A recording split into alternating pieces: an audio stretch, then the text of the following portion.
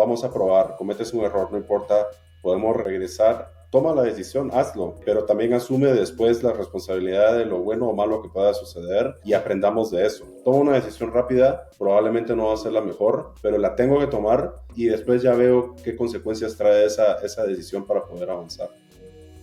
Hola y bienvenidos a un nuevo episodio de Cuando el Río Suena. Soy Rodrigo Salmerón y cada semana entrevisto a fundadores, operadores e inversionistas de las startups y empresas más exitosas de Latinoamérica para que puedas mejorar tu negocio hoy con sus consejos y mejores prácticas. En este episodio entrevistamos a Erik Johansen, CTO de Zeppelin, una plataforma de financiamiento y CTO as a Service que tiene más de 40,000 clientes y una red de 1.6 millones de empresas, de las que recolectan información para ayudar a sus clientes. Con más de 20 años de experiencia y empresas en su trayectoria como Clip y World Bank, Erik es un emprendedor y director de tecnología y data que está comprometido a construir el mejor equipo de desarrollo para mantener a Zeppelin como una organización de alto rendimiento. En este capítulo platicamos sobre la importancia de sentar buenas bases de tecnología en tu empresa para darle a tus desarrolladores libertad y autonomía. También sobre cómo medir el desempeño de un equipo de desarrollo y muchas cosas más. Esperamos que disfruten este capítulo. Nos vamos con Erik. Bienvenidos. Cuando el río suena. Hola, ¿qué tal, Erik? Muchas gracias por venir a este espacio. Queremos empezar preguntándote, ¿cuál es el mayor reto técnico que existe al dar servicio a más de 40,000 clientes y tener en su red a más de 1 millón de empresas? Es un numerote. Yo creo que existe una diferencia entre dar servicio a una empresa que es B2C, que es como mucha más transacciones, mucho más volumen, a una empresa B2B como la que somos nosotros, ¿no? Lo que sí, al final de cuentas, se comparten entre las dos es, tienes que tener una infraestructura que al final de cuentas te ayude a escalar, ¿ya? La diferencia en los entornos transaccionales B2B a los B2C es que en el B2B no manejas tanto volumen de clientes y transacciones por segundo, sino que tus volúmenes de datos son mucho más grandes, ¿ya? Entonces tú tienes que tener la capacidad de poder extraer datos, leer los datos y poder actuar de forma muy rápida para poder acelerar. Entonces el reto está más en tu backend y cómo tu infraestructura es posible que escale o no en el tiempo y a recibir altos volúmenes de datos en muy poco tiempo para tomar decisiones. Ya ese es como el mayor reto que nosotros tenemos para escalar. Y todo esto, evidentemente, pues manteniendo una alta disponibilidad y resiliencia porque quieres dar el mejor servicio y sin afectar también la calidad de la plataforma y la experiencia del usuario. O sea, todos queremos que sea lo mismo que reciban. Entonces yo te digo que esos son como los mayores retos que enfrentamos nosotros en Zeppelin, especialmente para estos momentos de escalabilidad y poder dar soporte a tantos usuarios. Oye, Erik, ¿y estos retos cómo los atacan? ¿Tiene que ver con arquitectura? ¿Tiene que ver con equipo? ¿Tiene que ver con, ciertas configuraciones? ¿O es una combinación de todas estas cosas la que hace pues, que puedan escalar y que puedan soportar esa cantidad de datos? Evidentemente, una plataforma tú no la puedes mantener si no tienes a un buen equipo detrás, ¿no? Entonces es un poco la manera como tú tienes estructurado los equipos y la forma como tú diseñas cada uno de los componentes dentro de la organización es súper importante para mantener la escalabilidad. Digamos, en el caso nuestro, nuestra plataforma está diseñada de tal forma en donde, como nosotros dependemos mucho de los datos para tomar decisiones, cómo tú puedes anticiparte antes de que llegue el cliente, tú ya tener la mayor información de ese cliente posible, ya para que cuando ya llega la experiencia del cliente sea como más seamless, ¿no? O sea, que sí pueda avanzar y en pocos minutos poder tomar nosotros las decisiones, ¿ya? Entonces, el reto está en cómo tú diseñas tu arquitectura, especialmente tu arquitectura de datos, cómo lo vas robusteciendo con la data que nosotros obtenemos de las diferentes fuentes y también cómo logramos nosotros generar esas relaciones entre las empresas y cuando llegue una empresa con nosotros ya sepamos quién es para poder dar la velocidad. Ahí está como la clave. Y entonces, al final de cuentas, digamos, toda nuestra arquitectura de datos es muy importante tenerla en consideración, que todas las fuentes de datos con las cuales nosotros enriquecemos nuestros datos estén disponibles en el tiempo. Pero una de las ventajas que tenemos es que lo podemos hacer de forma síncrona antes de que el cliente llegue con nosotros. Entonces, no es como un sistema transaccional en tiempo real que te exige mucha potencia de la arquitectura, ¿no? Entonces, ese equipo, tu arquitectura de datos, y la forma como tú en el backend tienes todo configurado para poder automatizar muchos de tus procesos a un bajo costo. Ya esos son Claro. los tres elementos que vas viendo. Justamente te queríamos preguntar, Erik, que tienen esta promesa de aprobar o de revisar las solicitudes en un plazo menor a 48 horas, ¿no? Que nos parecía para un crédito pues grande que puede pedir, o sea, justo esto es B2B, ¿no? Para un crédito grande, pues que bueno, es una operación más delicada, ¿no? No es un crédito pequeño en B2C en una tarjeta de crédito de un no banco, ¿no? O sea, estas son cosas, son operaciones más grandes. Entonces te queríamos preguntar, bueno, ¿cómo logran esto, no? Y qué tanto se automatiza y qué tanto hay personas que todavía revisan parte de este proceso. Me imagino que también hay cierto efecto de red, ¿no? O sea, entre más clientes lleguen, más contacto tienen con sus proveedores, con el resto de las otras empresas que cuando se acercan a ustedes ya hay un trabajo de precalificación, ¿no? Es correcto. Yo creo que tú diste en el punto, o sea, el habilitador principal de nosotros para poder tener esa respuesta es precisamente en nuestra red que nosotros tenemos, nuestro network, al final de cuentas, y cómo nosotros lo construimos. Cuando tú te enrolas en Zeppelin, al final de cuentas, lo que nosotros traemos, o una empresa se enrola, lo que nosotros traemos es la información de sus facturas que le emiten y las cuales este proveedor emite. Y entonces, si tú lo ves desde la perspectiva de facturas, pues puedes tener una lista de un montón de facturas, pero nosotros lo vemos también desde la perspectiva de empresas, ¿ya? Entonces, digamos, una factura te contiene los datos de una empresa que probablemente no es cliente nuestro, pero nosotros ya lo vemos dentro de nuestro network y comenzamos a generar relaciones dentro de esas empresas. Por eso es que, como tú me mencionabas al inicio, es que, digamos, nosotros tenemos 40,000 clientes que están registrados, enrolados con nosotros, que para una empresa B2B es un volumen muy, muy grande, pero en realidad nosotros ya vemos 1.6 millones de empresas en el network, ¿ya? O sea, nosotros ya conocemos empresas. Entonces, lo que eso nos permite es que, como yo ya tengo los datos de cierta empresa, yo ya conozco quiénes son, más o menos cuál es su giro de negocio y demás, con otras fuentes de datos, nosotros comenzamos a enriquecer ese dato de la empresa. Uno, entonces yo ya te voy conociendo en el tiempo. Dos, tenemos modelos que al final de cuentas nosotros definimos el tipo de empresas que nosotros queremos manejar. Y entonces estos modelos lo que van haciendo es ir buscando esas empresas que no son clientes nuestros dentro del network y esforzarse más por robustecer más los datos. Y tres, las relaciones que se manejan dentro de las empresas nos sirven mucho a nosotros para tomar decisiones, ¿ya? Un poquito ahí con el dime con quién andas y yo te diré quién eres. Entonces podemos construir muy bien qué empresas tienen buenas relaciones con otras empresas y las otras empresas qué tan sólidas son. Entonces, cuando tú ya llegas y te enrolas, yo ya te conozco bastante. Entonces, lo que yo ya tengo que alimentar en tiempo real es menor. O sea, yo todavía sí dentro de nuestro proceso, pues tenemos otros modelos que al fin de cuentas nos ayudan a terminar de enriquecer esos datos porque no lo podemos hacer sin que el cliente nos genere un poco de historial de su organización y a partir de eso nosotros podemos tomar decisiones de forma bastante automatizada. Prácticamente toda nuestra decisión ya se hace de forma automatizada. Evidentemente tenemos el factor humano también que hacen revisiones, pero usualmente son de los casos que son casos borde, no los casos estándar, ¿no? Y eso es lo que nos permite a nosotros robustecer y desarrollar y aprobar tan rápido a las organizaciones para que puedan tener sus créditos. Estoy genuinamente mindbloweado de la cantidad de datos que tienen y me encantaría irme varios pasos para atrás porque creo que es muy valioso a otros negocios que quieren construir redes, o sea, incluso como en diferentes aplicaciones, ¿no? Como pudiera ser ventas, análisis de mercado, como otras cosas. ¿Cómo se logra esto? O sea, me imagino que ustedes pues consiguen información puntual que es relevante para su giro en específico, pero esta información, ¿de dónde se colecta? ¿Compran bases de datos? ¿Scrapean la web? ¿Cómo hacen un perfil sin que antes siquiera alguien llene un form? Recuérdate que al final tenemos accesos a las facturas electrónicas. Una de las ventajas, digamos, en los mercados donde nosotros operamos, que es Chile y México, la ventaja que tenemos nosotros es el tema de la factura electrónica y la cantidad de datos que nosotros obtenemos a partir de eso, ¿no? Entonces, al nosotros tener acceso a esa información, al final de cuentas, nosotros podemos, ya recolectamos, ya enriquecemos un buen número de datos. Evidentemente, pues esto con la autorización del cliente y demás, no hacemos nada nosotros que no venga autorizado con el cliente porque respetamos pues todo el tema de la privacidad de los datos y demás, eso es bien importante.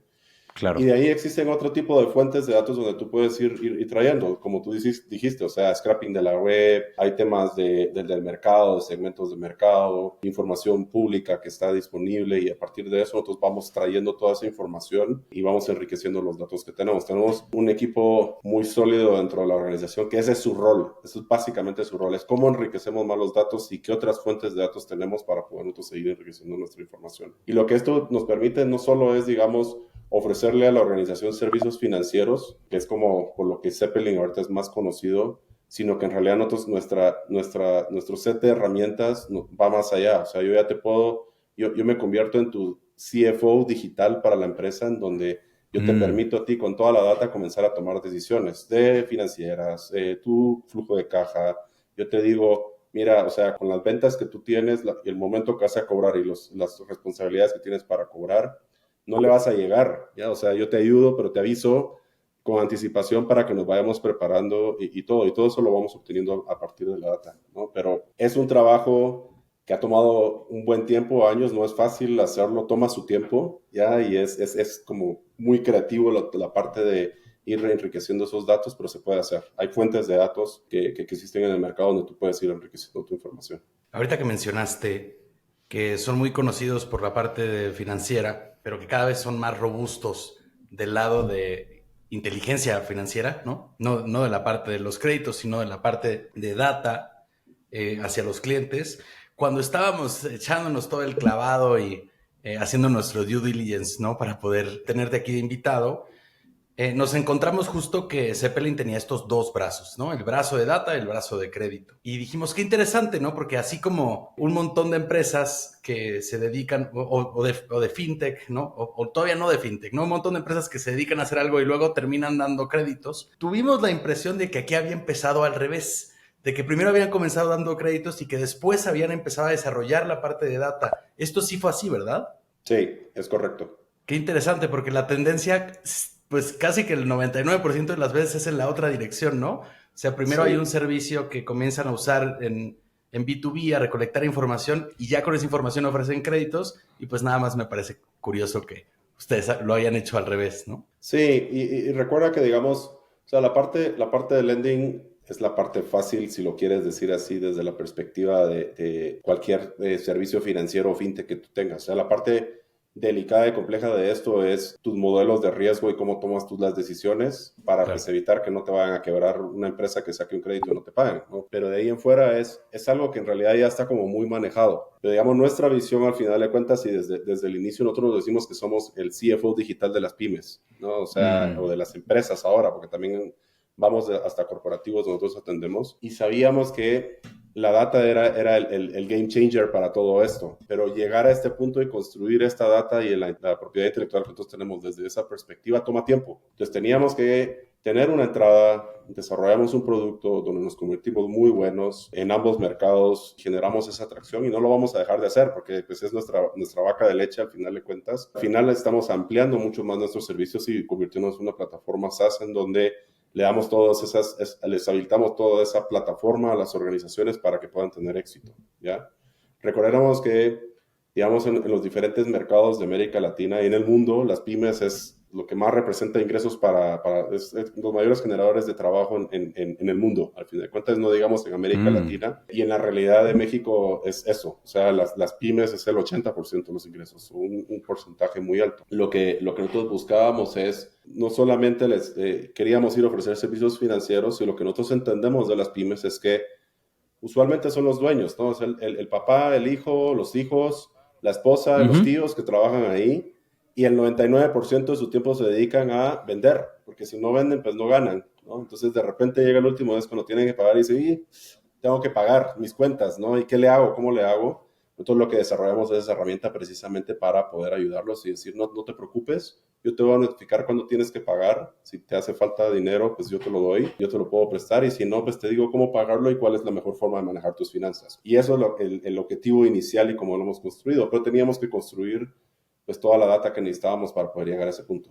Que mira, ese problema, justo ahorita me estoy echando la biografía del fundador de Nike, un man que se llama Phil Knight. Y justo en los primeros años de Nike tenían un cuello de botella que se pudo haber beneficiado mucho de una solución como Zeppelin, porque justo no eran una empresa reconocida y tenían que hacer pedidos de Japón, pero no tenían el capital para hacerlo, pero con el banco tampoco tenían per se un activo para poner como colateral, entonces todo era basado en las ventas que acababan de hacer, pero ellos no podían satisfacer la demanda porque no podían hacer pedidos, porque el banco no les podía dar la lana si no vendían primero, pero si no tenían el producto para venderlo, entonces era como este constante estrés y tú puedes ver cómo durante 6, 7 años la empresa va creciendo a 2x año con año, pero aún así sintiendo que nunca tiene la liquidez suficiente para poder operar de una manera óptima, aunque claramente hubiera un negocio que estaba creciendo a 2x ya en 8 años. O sea,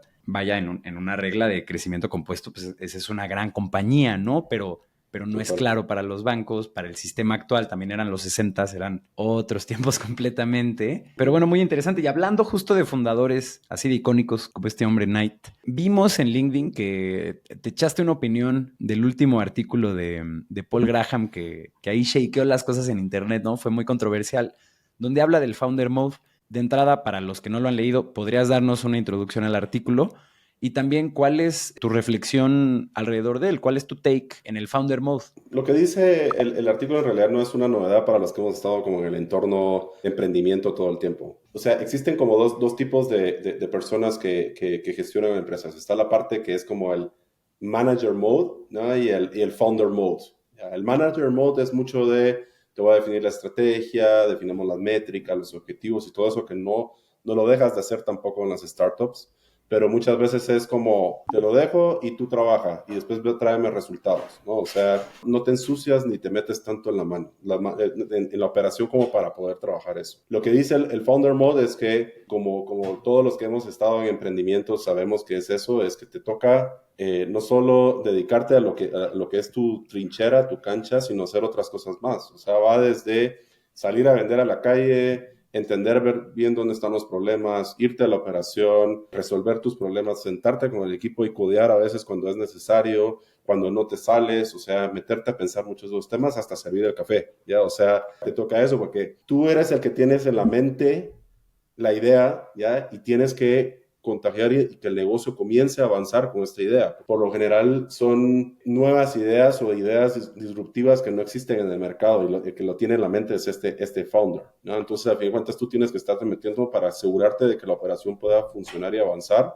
y que todos crean y conozcan de tu idea y que te asegures de que todo lo que está sucediendo es como tú lo quieres que se maneje. Entonces, ese es el founder mode. Muchos lo confunden con micromanagement, especialmente personas que vienen de organizaciones tradicionales, si lo podemos llamar así, a una organización, una startup, en donde te está diciendo es que tú te estás metiendo en mi cancha todo el tiempo, ¿no? O sea, ¿y por qué estás metiéndote? Te quieres despedir casi que en ese punto, ¿no? Y no es eso, es simplemente está en el ADN del founder de meterse y entrar a batallar. Entonces, yo en lo personal, mi take en ese aspecto es que es clave para cualquier organización que está en crecimiento que los founders estén mucho más siempre metidos dentro de la organización, que estén enterados de lo que está sucediendo, que se ensucien de las manos de lo que está pasando, en donde tú tienes tu liderazgo estratégico, pero también es muy importante que sea operativo, ¿ya? Y eso tiene que suceder. Es muy clave entender esa diferencia, especialmente cuando tú estás formando tus equipos. ¿Ya? Porque cuando tú formas tus equipos, las personas que tú traes tienen que tener bien claro eso, que eso va a suceder, y ellos mismos también tienen que poder meterse hacia la operación y ensuciarse las manos. Yo lo que digo muchas veces es que si tú vas a venir a trabajar en una startup, si tú en tu empresa estás acostumbrado a picarle al botón para que suceda una cosa, aquí tú vas a venir a construir el botón antes de picarlo. Y ahí es como yo resumo un poco el Founder Mode, las diferencias dentro que está, ¿no? Entonces, te funciona en organizaciones, startups, scale-ups. En las tradicionales probablemente puedes tener un poco de resistencia en ese aspecto, ¿no? Pero al final de cuentas es como el Founder Mode y es muy necesario. Y la otra cosa que es bien importante entender del Founder Mode es que va a ser más duro al principio, vas a tener que trabajar muchas más horas al principio y meterte mucho en el detalle, pero va a llegar un momento donde la organización ya va a tener tu ADN metido y ya sabe lo que tú ya les metiste el chip dentro de la organización, que al final de cuentas la organización comienza a avanzar de tal manera que tu trabajo se hace más fácil. Ya es como algo bien importante y lo que hace mucho, recalca mucho Paul Graham en ese aspecto, ¿no? O sea, que no es para toda la vida, sino que simplemente es para generar ese ímpetu de la organización para que pueda salir adelante.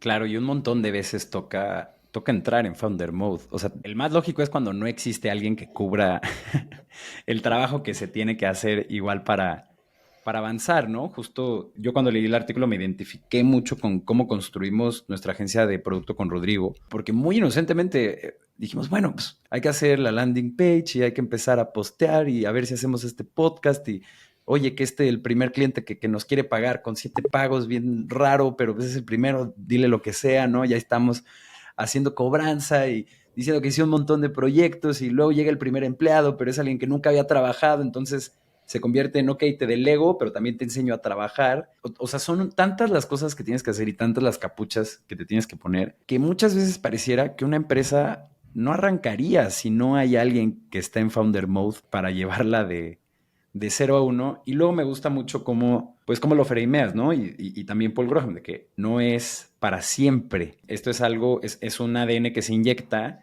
Y justo me vino a la mente, hace poco se filtró en Twitter el manual de cultura / operación / manifiesto, no sé bien cómo llamarle, pero es un documento de cultura, de cómo hacen videos el canal de YouTube de MrBeast, que es este youtuber que es de los más grandes del planeta en este momento, si no es que el más grande, donde él dice como, quiero menos excusas en esta compañía, que tomen responsabilidad y que no le den chance a un proyecto de que falle. Dejarle tu cuello de botella a alguien y después caminar y solo regresar para ver si ya terminó el trabajo, pues de flojera, o sea, como que habla de que tú tienes flojera y deja espacio para el error. Entonces, quiero que tengan un mindset en el que ni siquiera el mismo Dios pudiera detenerlos de entregar este video a tiempo. Checa todos los días, o sea, haz check-in todos los días con tu equipo, no dejes espacio para el error. Y yo siento que eso se traduce mucho, pues, de justo una actitud de founder mode que tuvo esta persona y que ya al escalar la compañía, pues,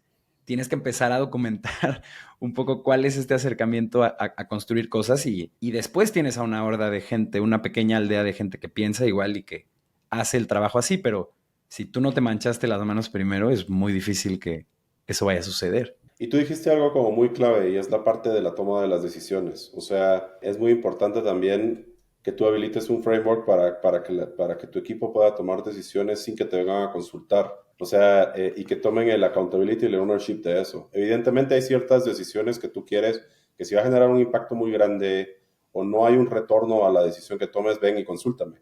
Pero si hay algo que tú puedes hacerlo, vamos a probar. Cometes un error, no importa, podemos regresar. Toma la decisión, hazlo, pero también asume después la responsabilidad de lo bueno o malo que pueda suceder y aprendamos de eso. ¿Ya? Y eso creo que es también un poco como el tema del founder mode y la forma de los founders también. Es, toma una decisión rápida, probablemente no va a ser la mejor, pero la tengo que tomar y después ya veo qué consecuencias trae esa decisión para poder avanzar. Y esa es como una diferencia muy grande que tú puedes tomar, ¿no? Para poder avanzar en tus proyectos. Eso es bien bonito, ¿no? Que una decisión tomada a tiempo es mucho mejor que una mala que se tomó mucho tiempo en tomar, ¿no? A ver, o sea, hay momentos donde nada más hay que decidir y decidir es lo que es la decisión correcta, ¿no? Pero alargar ese periodo de decisión, pues se puede convertir en una catástrofe o en un cuello de botella o en un estrés para la organización, etcétera, ¿no? Aunque esa no sea la mejor decisión, ¿no? O sea, a veces la mejor decisión es la que se toma. Queríamos también preguntarte ya un poco más volviendo a la tecnología, pero más pensando en abstracto tal vez. Decías, ¿no? Que la parte de los créditos estaba ya como muy bien manejada y que ahí la ciencia, digamos, radicaba en el modelo de riesgo. Entonces queríamos preguntarte, bueno, para la gente que nos está escuchando, que son emprendedores que están más atrás en su camino y apenas van a aventurarse a armar una startup que tiene un componente de crédito o de riesgo involucrado, ¿podrías darnos un paso a paso sobre las consideraciones que hay que tener para tener un modelo de riesgo que funcione, que escale? Los modelos de riesgo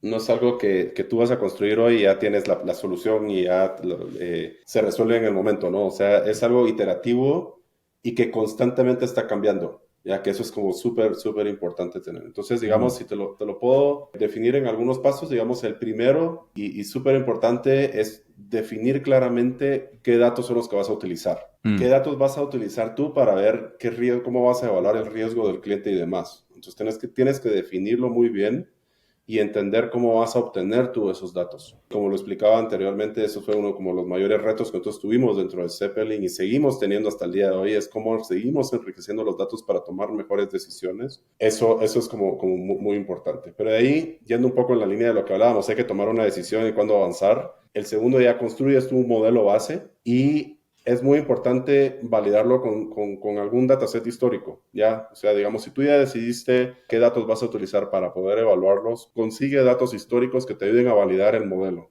Y a partir de ahí tú ya vas sabiendo qué tan bueno o malo está el modelo.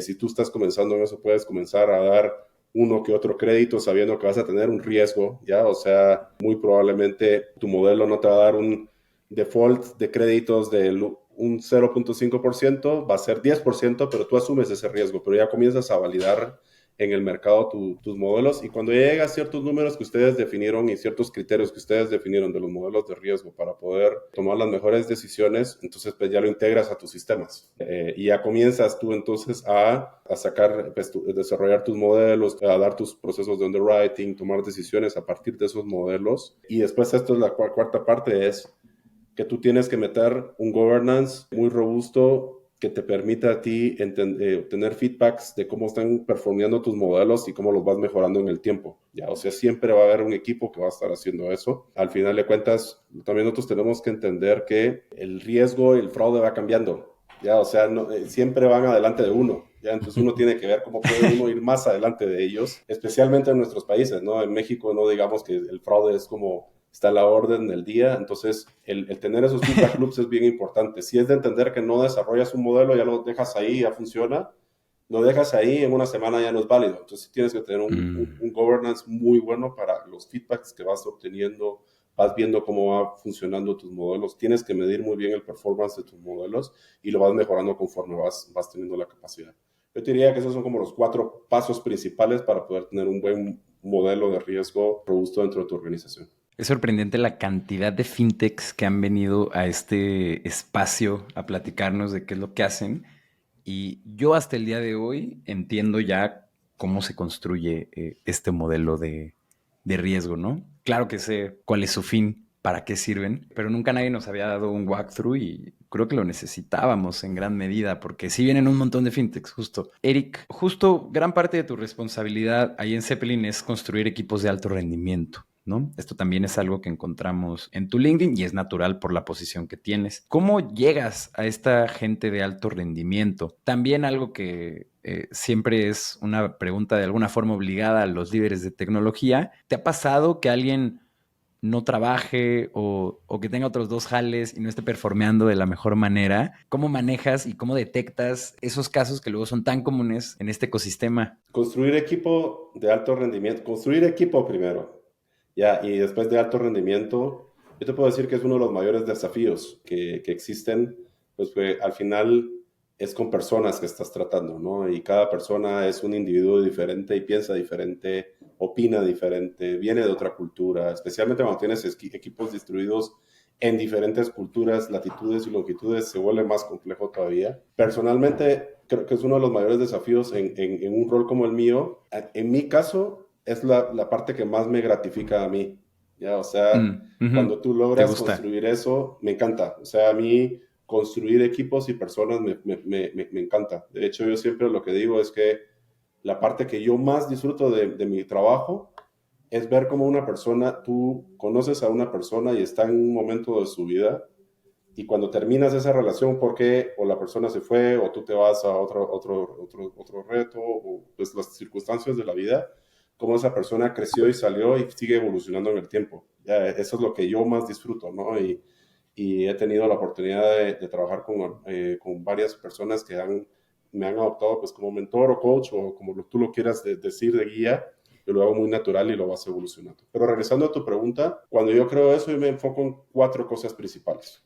Ya, el primero es cultura. O sea, sí es bien importante la cultura y qué cultura tú estás tratando de construir. O sea, definir muy bien qué cultura es la que tú quieres. Y para lograr esto, pues tú tienes que tener definitivamente claridad de propósito. O sea, todos tienen que saber qué es lo que están haciendo, para qué están trabajando, cuáles son sus objetivos, cuál es su razón de ser. ¿Ya? Entonces es muy importante como líder de un equipo, sea muy pequeño o muy grande, definir esa visión y ese camino que tú quieres seguir. ¿Cuál es nuestro propósito y hacia dónde queremos ir? Y a partir de eso, pues tú puedes crear objetivos, ya puedes bajarlo y crear tus planes de trabajo, tus roadmaps, tus backlogs y demás, pero es muy importante que todos sepamos qué estamos construyendo y hacia dónde vamos. Y después, darles la mayor autonomía posible a los equipos. Para lograr esto, al final de cuentas, lo que tú tienes que hacer, si tienes que hacer, es que tienes que definir como pues la cancha, tienes que demarcar la cancha, decirle, mira, estas son las tecnologías que vamos a usar, este es nuestro stack tecnológico. La arquitectura, ¿va a ser una arquitectura basada en eventos o va a ser una desacoplada o va a ser un monolito, lo que sea? Que tú definas eso y que todos tengan claro qué es lo que tienen que construir y cómo lo vamos a construir. Lo que sucede ahí dentro, construyelo y haz lo que tú quieras, construye tu magia. Entonces, al tú dar un propósito, una claridad en el propósito y autonomía, los equipos comienzan a adueñarse de los proyectos y demás y generan mucho engagement. Y el tercero es muy importante. De hecho, hoy estaba teniendo una plática más temprano de la mañana porque me decían, es cómo recompensas tú a tus equipos. ¿Ya? Les das bonos, les das dinero, y yo usualmente no me encanta a mí compensar con dinero, pues porque el dinero, lo que yo digo es que lo disfrutas la primera quincena que lo recibes y después se te olvida. Ya, o sea, te acostumbras y ya después se te olvida. Lo que yo he comprobado es que como tú ya tienes bien claro el objetivo donde quieres dar, es que tú vayas demostrándole a las personas cómo con su trabajo van moviendo esas métricas y van entregando valor a la organización y están acercándonos cada vez más a ese objetivo. Y segundo es darles claridad de cuál es su rol. Digamos, es un senior dev, un mid dev, un technical lead, lo que tú quieras. Cuáles son las competencias que debe tener desarrollada para ir al siguiente nivel y dónde está esta persona y cómo lo vamos a desarrollar. Y que tengan como claridad de cuál es su ladder para poder crecer. Cuando tú combinas esos 4 elementos, comienzas a tener equipos de muy alto desempeño. ¿Ya? O sea, sucede ya después de forma automática y no tienes que forzarlo. Entonces, eso es lo importante. Y para la segunda pregunta, pues sí, lamentablemente, y después de la pandemia se empeoró, pues en donde habían desarrolladores con 2 trabajos, hasta 3 trabajos, o sea, hemos encontrado de esa manera. Sí, no, y había mucha info en Reddit y en Twitter de cómo hacerlo y salirte con la tuya. Sí, exacto. Pero como tú tienes bien claro el propósito, mides a los equipos y todo eso, muy claramente tú te das cuenta cuando una persona no está performando como debería estar. Hace menos deployments, comienzan a escribir menos código, o la calidad del código no es muy buena, o no lo ves como muy conectado dentro de ese tema. Entonces, ahí claramente tú te das cuenta, primero te acercas a la persona y dices qué te está pasando, estás triste, decepcionado, qué es lo que tú tienes, te ayuda a desarrollarte.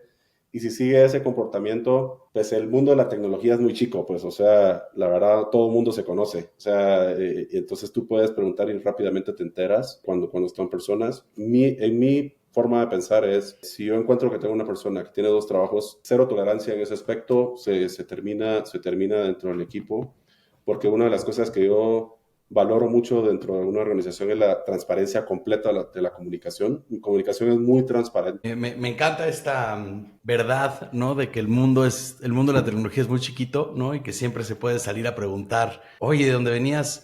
Ah, sí, venías como buenas referencias, pero a ver, vamos, igual este es el momento de ir a confirmar, ¿no? A ver, a ver Claro, si... porque nosotros no creemos en las referencias. Justo, o sea, si alguien me da 2 números para llamar y confirmar, pues... No. Ajá, claro. Claro, pero pues es que también hay un tema también de lo sencillo que es falsificar una de esas, ¿no? Sí. Hasta que de verdad tienes ganas de investigar, entonces ahí sí quedas con las personas adecuadas. Llega un punto donde también tú te basas un poco en la confianza, o sea, digamos, estás trayendo una persona que tú ves que es personal y todo eso. Si la persona miente en ese proceso de su onboarding o al ingreso a la empresa, tarde o temprano te vas a dar cuenta. O sea, entonces también yo no me consumo demasiado en saber hasta el más mínimo detalle si la persona sí es o no, porque yo sé que me voy a dar cuenta tarde o temprano, ¿no? Entonces, yo prefiero eso y me baso mucho también en la confianza de los equipos, que eso genera al final de cuentas más engagement, ¿no? Entonces, es una rueda ahí que se activa. Claro, y también tocabas en estos 4 puntos uno que también me parece que es importante, ¿no? El tener claridad sobre cuál es el siguiente paso en el crecimiento, pues hay también una motivación pues muy clara, ¿no? Mucho más palpable. Lamentablemente no se puede hacer en todas las organizaciones, ¿no? Depende un poco del tamaño porque pues, el crecimiento tiene que haber cierta estructura. Ahí te quisiera preguntar, en organizaciones más pequeñas, ¿tendrías alguna recomendación para gestionar esto de alguna otra forma? ¿O de todas formas pondrías este tipo de landmarks, aunque sean más más pequeños y no necesariamente haya más roles para continuar creciendo? Lo que pasa es que, digamos, esto funciona en empresas muy grandes como empresas muy chicas. En las chicas lo que ves es que no necesariamente yo te voy a decir, mira, Rodrigo, o sea, hoy eres un middle dev, vas a crecer a un senior dev, después eres staff engineer, después vas a ser engineering manager y luego llegas a ser head de ingeniería. Ya, porque no te lo puedo dar. Te digo, Rodrigo, hoy estás en todos esos roles. Regresamos al founder mode, ¿no? Tú estás en todos esos roles. ¿Ya? Entonces aprovecha la oportunidad ahorita de aprender dentro de ese rol. Y yo te voy guiando, o sea, digamos, si te hacen falta saber soft skills para gestionar equipos, porque tú siempre has sido un contribuidor individual, a ver, te doy esas herramientas y te voy desarrollando como persona. Y yo te puedo decir que en las startups, mi carrera ha estado dividida como en dos etapas. La primera trabajé en corporativos, la segunda ha sido más que todo en startups. Y en esos 10 años de startups que llevo he aprendido más de los otros 10 años anteriores, ¿no? Porque me ha tocado la oportunidad de construir competencias que en una organización establecida yo no las hubiera podido construir, ya, porque me tocaba. O sea, no está nadie más, te toca, vas. Ya, hasta preparar café, aprendí a hacer un buen café porque en esa startup les gustaba preparar buen café y entonces aprendí a hacer eso, ¿no? En otro ya pues está todo listo y no lo haces, ¿no? Entonces en las chicas eso puedes hacer, es decir, mira, estamos en todos estos roles, veamos qué es lo que te hace falta y te aviento al agua y tú comienzas a trabajar y yo te voy guiando en ese proceso, ¿no? Entonces lo puedes hacer así, no necesariamente tiene que crecer en un rol, sino uno crece sus competencias también. Y dentro de la medida de lo posible es darle capacitaciones y demás, o sea, hay muchos sitios con muy buenas capacitaciones muy baratas, económicas, que tú puedes financiarte hasta mismo y vas aprendiendo y desarrollando. Sí, también formando equipos, luego te vas haciendo de un bagaje de recomendaciones de ciertos libros, cursos, artículos, videos de YouTube que pueden ayudar en momentos clave, en retos, pues sí, que un poco se presentan una y otra vez por el perfil de empleados que tienes. A ver, antes de continuar, quiero invitar a toda la gente que nos está viendo en YouTube a suscribirse a nuestro canal y dejarnos un comentario. Y también si nos estás escuchando en cualquier plataforma de streaming, ya sea Spotify, Apple Podcasts, Amazon, donde sea que nos estés escuchando, regálanos una reseña de 5 estrellas y por favor comparte este episodio con cualquier operador, fundador o inversionista de una empresa tecnológica en Latinoamérica, ya que los estamos buscando. Regresando a la carnita del episodio, Eric, justo en esta materia mencionas que hay formas muy sencillas de estar midiendo el progreso de los desarrolladores, ¿no? Y que justo tú implementando esto, pues muy rápidamente te puedes dar cuenta si alguien no está performeando de la mejor forma. También en tu LinkedIn vimos una publicación donde hablabas de este tipo de indicadores, mencionabas el deployment frequency, los lead time for changes, el tiempo promedio de recuperación, el rework rate y el rework rate. ¿Podrías contarnos en qué consiste cada uno de ellos y un poquito pues tu take también en estar midiendo ese KPI particular? Esto es para, digamos, no me lo inventé yo, no reinventé el hilo negro. Estas son básicamente parte de las Dora Metrics. Las Dora Metrics, al final de cuentas, a mí me gustan mucho porque te dan como una visión muy holística de tu ciclo de desarrollo.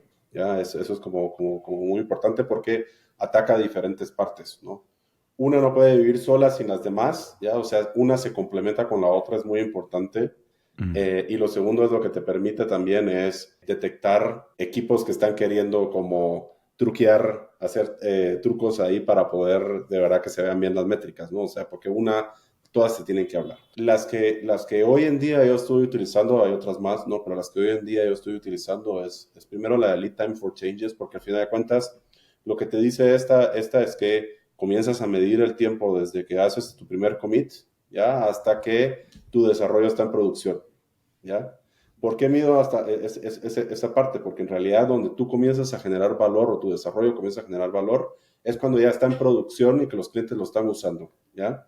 Entonces, esta métrica a mí me gusta bastante porque primero me acelera mis procesos de desarrollo, me ayuda a encontrar cuellos de botella en diferentes etapas del desarrollo y tercero, me permite entender en cuánto tiempo yo puedo entregarle temas en producción al negocio y si encontramos problemas o hay cosas de mejora, cuánto es mi feedback loop, o sea, cuál es el feedback loop que voy teniendo para ir construyendo mejores productos. Entonces, ese es el primero. El lead time For Changes te mide desde, como te digo, desde que estás haciendo el código, entonces el tiempo del coding, después la parte de review, después la parte de las pruebas y demás, y cuánto te tardas tú en hacer deployment a producción. ¿Ya? Entonces son como las diferentes etapas. De ahí tienes el deployment frequency, que es una métrica en realidad de cuántos deployments tú haces a producción. Pueden ser features pequeñitos, muy grandes, pero lo que tú comenzaste a desarrollar y llega a producción, ese es un deployment. Y cómo incrementas tú el deployment frequency, al final de cuentas utilizas diferentes estrategias. Una, evidentemente, es tu lead time for changes. Entre más corto es, más deployments vas a poder hacer en un sprint.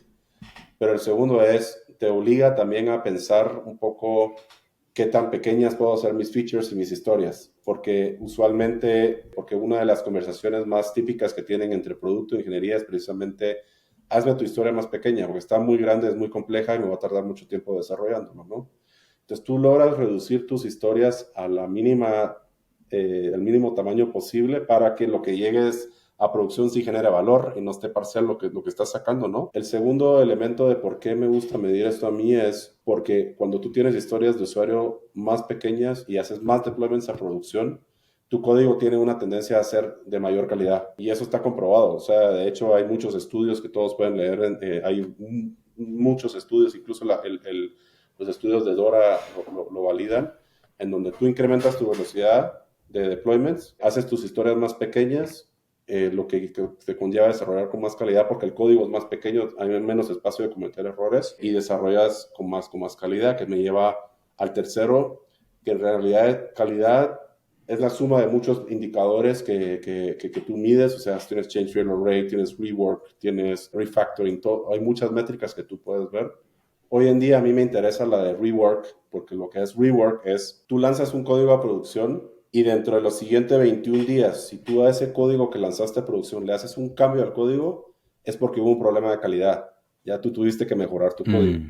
Eso te dice rework. Entonces, en realidad, rework es calidad. Y hoy con el equipo estamos como enfocándonos mucho a reducir esa tasa de rework para que en realidad lo que llegue a producción sea lo más fino posible, porque si no hay retrabajos, hay ineficiencias y generas deuda técnica, que la deuda técnica te sale muy caro al final de cuentas. Entonces, es la forma como tú lo mides. Y el último es el MTTR, que es muy popular en temas de incident management. Hiciste todo lo que pudiste hacer, pero de todos modos llegó un bug a producción. ¿Qué tan rápido eres tú capaz de resolverlo? ¿Ya? O sea, primero de detectarlo y después de resolverlo. Porque si hay un bug que está causando un incidente, los usuarios no pueden entrar a la aplicación, pierdes negocio, pierdes valor, entonces tú lo quieres resolver lo más pronto posible, ¿ya? Y entonces el MTTR me sirve a mí para entender, llegó un bug a producción, ¿en qué tan rápido lo pudiste resolver? Esas son como el resumen de las 4 métricas que yo hoy estoy teniendo dentro del equipo. Pero una cosa que es bien importante sumar aquí, que no la mencionaron ahí, es que esa es la parte más difícil y personalmente, después de todo el tiempo de mi carrera también digo, me cuesta muchas veces tenerlo, es cómo conectas tú lo que estás entregando en producción con los OKRs o el movimiento o el cumplimiento de los objetivos del negocio. Porque tú lo que quieres es no entregar en producción, pero también saber qué métricas de negocio estás moviendo para lo que les hablé anteriormente, para el que el equipo esté engaged, sepa que estás moviéndote y demás, y puedas generar mucho valor dentro de la organización, ¿no? Entonces, hacer esa conexión es muy importante también. Oye, Eric, y para medir todas estas cosas, digamos, llega alguien que su rol es monitorear, o llega alguien que su rol es llegar y automatizar unos indicadores y se preparan un dashboard, o cuál es la técnica que a ti más te gusta, porque me imagino que se puede hacer en ambas y pues cada uno ocupa recursos de forma distinta, ¿no? Y me imagino que también hay como en el modelo de riesgo que nos contabas, hay que hacer rework y ver si lo estamos viendo de forma correcta o si faltó alguien que no estaba siendo contemplado, si hay un repo que no sé, ¿no? O sea, como que siempre hay ahí. Ajá, cuéntanos, ¿qué es lo que hacen ya de forma táctica para conseguir estas mediciones? Hay muchas herramientas en el mercado para poder hacerlo. Yo te menciono, digamos, nosotros usamos una que es LinearB, es una herramienta que está como desde hace tiempo ahí. Y lo que tú logras es que, digamos, con esta herramienta, tú lo conectas a tu Jira, a tu GitHub, a SonarQube, a todas las diferentes herramientas que tú usas dentro del ciclo de desarrollo. Y se encarga de agregar y consolidar y sacar las métricas que tú vas queriendo, ¿no? Tú le dices, quiero Dora y trabajo en Scrum, te las va definiendo de esa manera. Y de ahí, pues ya teniendo esa herramienta conectada, es ya responsabilidad de los TLs, los CMs, de darle seguimiento con sus equipos y definir las diferentes estrategias de cómo vas mejorando las métricas por equipo. Nuevamente, se les da autonomía. Si deciden ellos que quieren, en la parte del review es donde están como generando más, tiene más grasa y quieren quitar, pues ellos solitos definen que ahí es donde quieren atacar, pero al final de cuentas el objetivo final se tiene. Pero no, hay muchas herramientas en el mercado ya que te ayudan a hacer esa medición y que no lo tengas que hacer manual en un Excel, o sea, constantemente. Y luego, entender esa pieza de información te da muchísima luz, ¿no? Porque, digo, como claro, entro, es una integración, entonces entro y tengo el dashboard listo, configuro ahí mismo, ¿no? A pensar, bueno, hay Sí, que desarrollar su propio sistema. no, sí hay en el mercado. Evidentemente, digamos, si tienes tú que crear tu Jira, por ejemplo, ¿ya? Y definir tus estándares de Jiras, cómo lo vas a hacer, cómo vas a crear una historia, cómo es una épica, el definition of done, definition of ready, alinear a todos los equipos desde esa perspectiva en GitHub, cómo vas a crear tu repositorio, cómo vas a ir creando el código, cuáles son tus branches, todo ese tipo de cosas tú las vas a ir definiendo y las tienes que estandarizar para que la herramienta te funcione, ¿ya?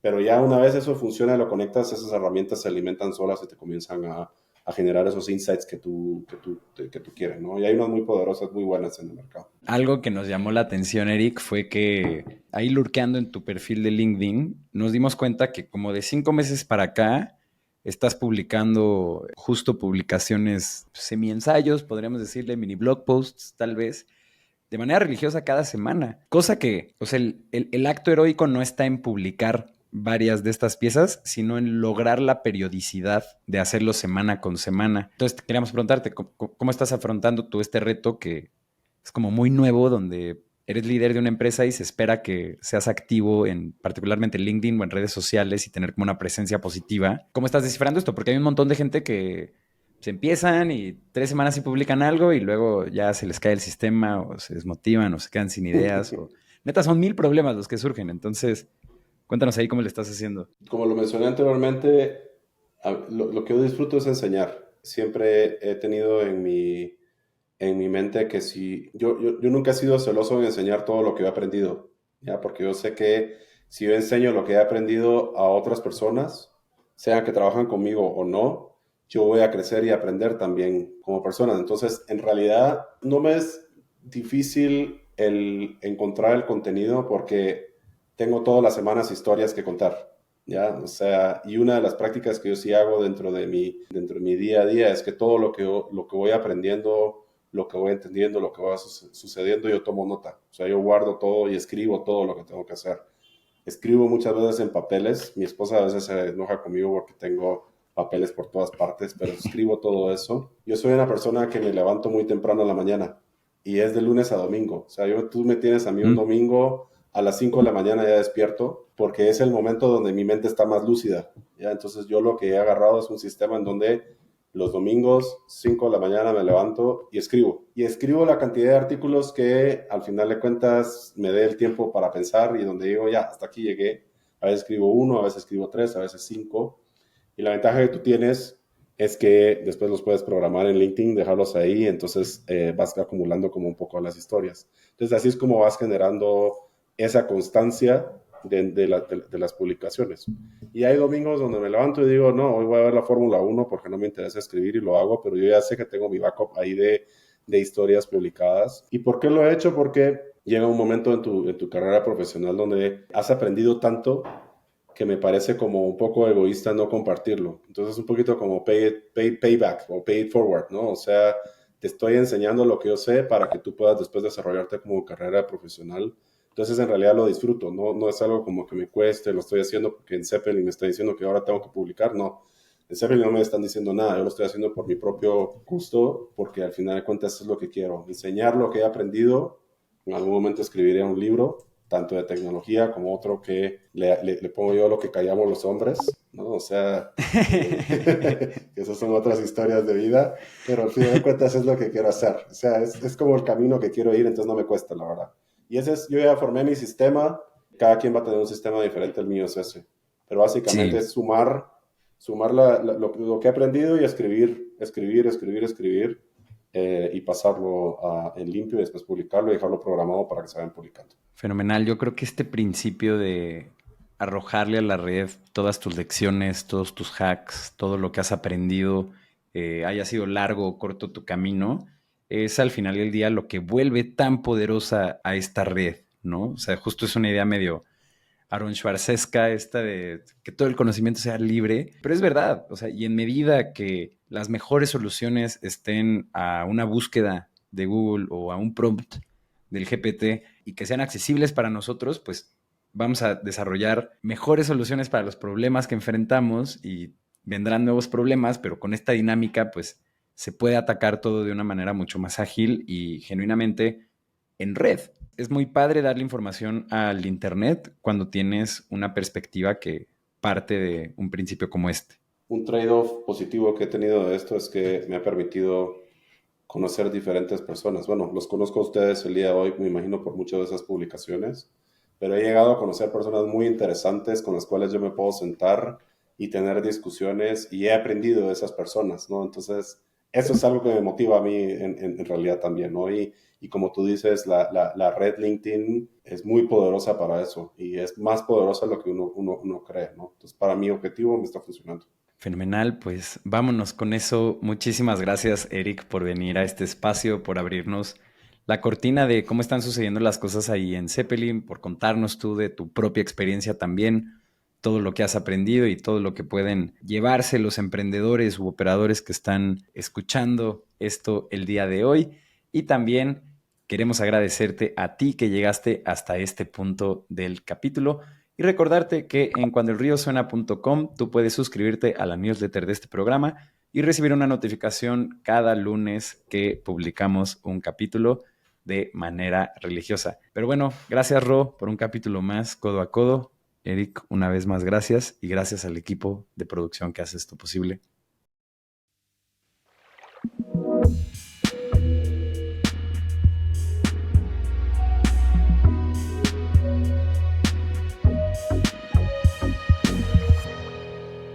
Cuando el río suena.